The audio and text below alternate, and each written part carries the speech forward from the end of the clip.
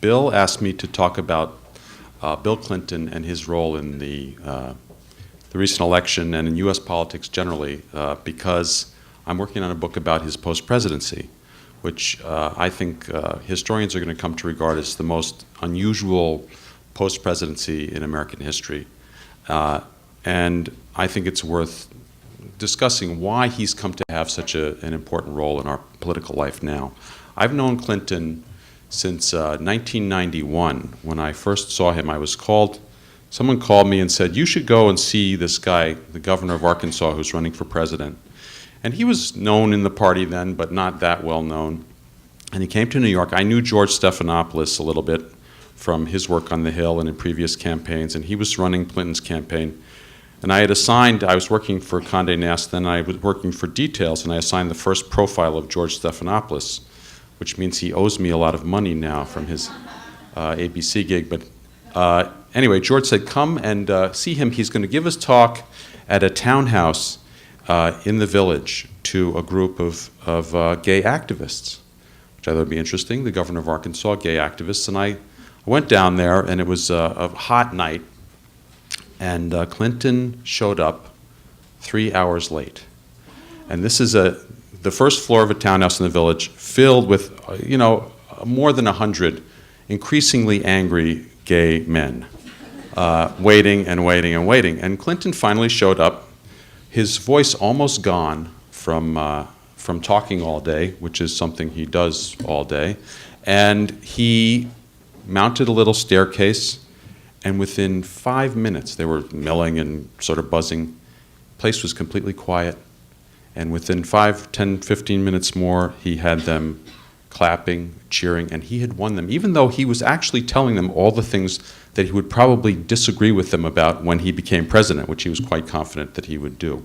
But it was an amazing display of both the drive and the talent that everybody now knows he has as a political speaker and a political leader. And it was the precursor of this career that we've all followed since then.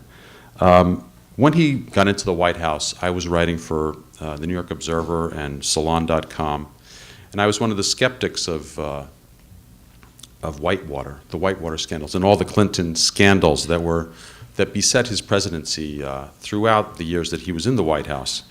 And I got to know him. Stephanopoulos was still there, and he would show Clinton the columns I was writing, and I get a little fax from George that said, with a stamp on them, said, "The president has read," which is what they did in those days, and then there'd be a check mark with some illegible scrawl and maybe an exclamation point. It probably said something like, "This is bullshit," but I got to know him a little bit then, and then his presidency went ahead. I covered impeachment.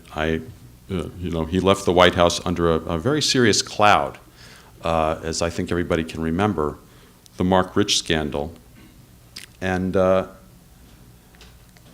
few years later, I was asked by Esquire magazine to write a piece about him again, a profile of him, when he was about to start something called Clinton Global Initiative, which nobody had heard of. And nobody had really been paying too much attention to what he had been doing in the interim. He had been making a lot of money giving speeches, because eventually his reputation recovered enough that he could do that. And he was being paid up to $250,000 to give an hour-long address somewhere. He had done a great deal of work in Africa against AIDS to try to make antiretroviral drugs available to everybody who needed them, particularly in Africa and the Caribbean, mostly at the behest of Nelson Mandela. So in the course of working on this piece about him for Esquire, I went to Africa with him, and I got to study up close what they were doing there and see what kind of immersion he had given himself in this world and in this work, and how serious it was. And ultimately, I think many of you may know, if not everybody, that his work ended up saving millions of people's lives there and around the world in a huge pitched battle against the pharmaceutical industry, who had not been his enemies when he was in the White House, to say the least. But Nelson Mandela, who was kind of a father figure to him, and who I met in Africa with him when I went for this piece, had kind of commanded him to do this, and he did it. And I wrote this piece, and it was a kind of a successful piece. It had a great picture of him, and he was definitely on the comeback there. This was 2005. And he was beginning to really be rehabilitated in his reputation, just beginning. And the first Clinton Global Initiative happened that fall here in New York, and it was quite a success, especially given the low expectations that were placed on him at that time.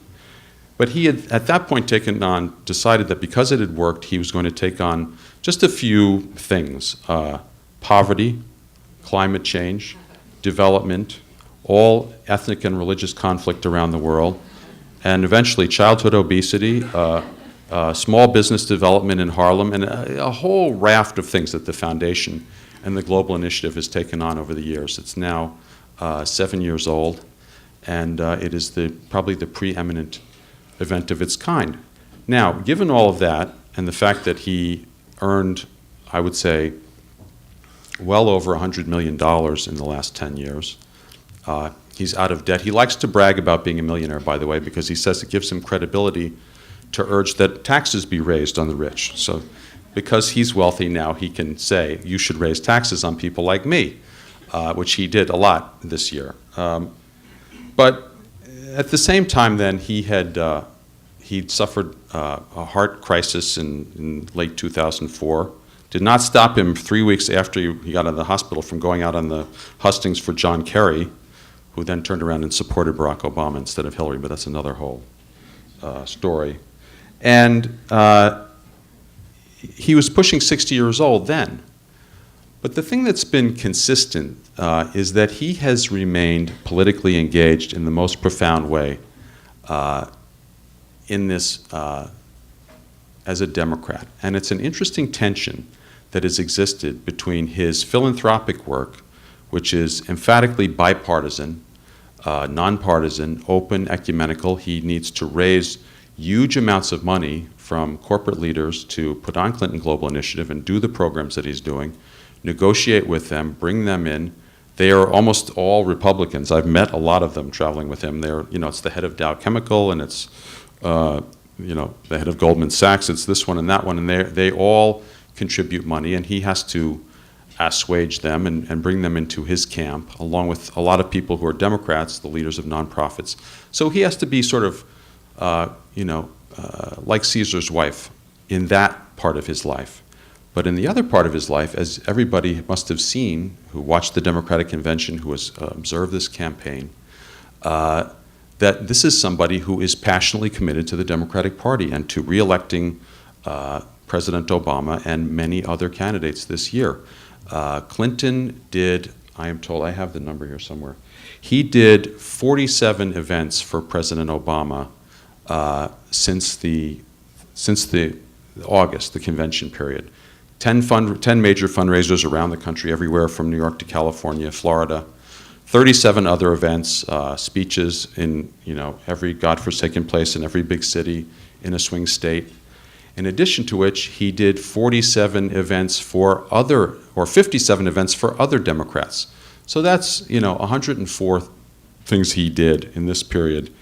Fundraisers, speeches, and each one more exhausting than the next. You leave wheels up at dawn from Westchester County Airport. You fly out to wherever it is, southeastern Ohio, Pennsylvania, Nevada, Minnesota, Montana, and he is doing these events every day. And they involve, as you can see, thousands and thousands of people, all of whom want to touch him, want his autograph, want him to sign a book. This is in Montgomery County, Pennsylvania, just outside of Philadelphia, but generally sort of Republican, maybe purple area. This is that same place. This was going to be in a community college where they were going to hold it in the gym, which held about 1,000 people. They moved it outside in the freezing, freezing cold because 5,000 people showed up to see him. And they waited, as you always wait for him. They waited out in the cold for a long time. And if you look at this crowd, the other interesting thing which I want to get into is these are, you'll notice, mostly white middle-class people. which in this election was considered to be a soft place for President Obama. He was doing well with young people still. He obviously was doing well with minority voters, pretty well with women voters, but white voters, white male voters especially, and older white voters, very hard. Those people come to Clinton. They came to Clinton wherever I went with him. Here, southeastern Ohio, mining town, filled a high school gym that held 1,500, 2,000 people cheering coal miners who would never come. Now, this was also in a gym in some out-of-the-way place in Ohio, and this is how they make money for the campaign. What you don't see off camera here is a long line of people waiting to have their pictures taken with him, and they all have paid something to do this to the party. This is Penn, the gym at Penn. The night before the election, there were 17,000 people who came to see him there, and a line outside that went around the superblock outside. It was quite amazing. So he brings to this task a number of things. People ask, why is he doing this? And I would say it's really a passion. He really did not like Mitt Romney. People say, well, he doesn't like Obama, doesn't care for Obama, he never got along with Obama. But the truth is, he got along with Obama well enough because Obama came to him eventually and asked him to do this and started to listen to him about policy and created a relationship with him that was in some ways a relationship of convenience, but a real relationship nevertheless. He needed Clinton not only because he had the outreach to these voters, but because he had credibility among the public at large. The last president in good times. What amazed me is how many of the people who came to see him in these events were people who must have been toddlers when he was president, little kids. And they came because their families had told them this was somebody that they trusted. This was somebody who had been president at a time when government was more trusted, when America was wealthy and respected and powerful.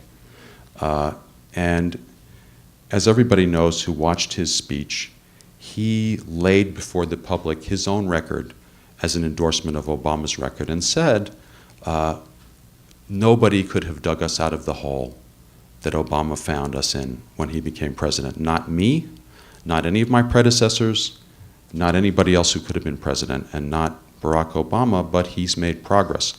And if you looked at the poll numbers, that's just him getting ready to go on and talk. You can see the set determination in his jaw. He's really...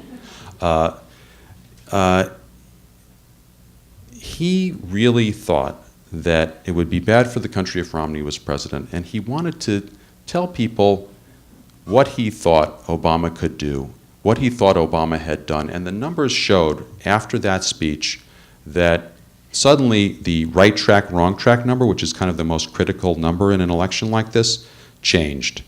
And the other number that was really critical for Obama was people started to say, or reaffirmed to those who had believed it before, that the problems that we had were really George Bush's fault, not Barack Obama's fault. Those numbers converging together, I believe, set up a situation where President Obama could save himself, even in spite of his poor performance in the first debate with Romney. He was at a level where he lost something there but could come back. And I think that was the reason why the president, on the night that he won the election, finally got his call of concession from Mitt Romney. And the first person he called after he got that phone call was Bill Clinton to thank him. And I have to say, whatever Clinton felt about Obama, I think he felt very good about exercising his authority, the power he's developed over these years as somebody who's doing well and doing good. He said, the line that he said, and I don't think he was joking, although it sounds like a joke. He said, maybe I'm the only person in America who feels this way, but I'm a lot more enthusiastic about Obama this time than I was last time. Thank you very much.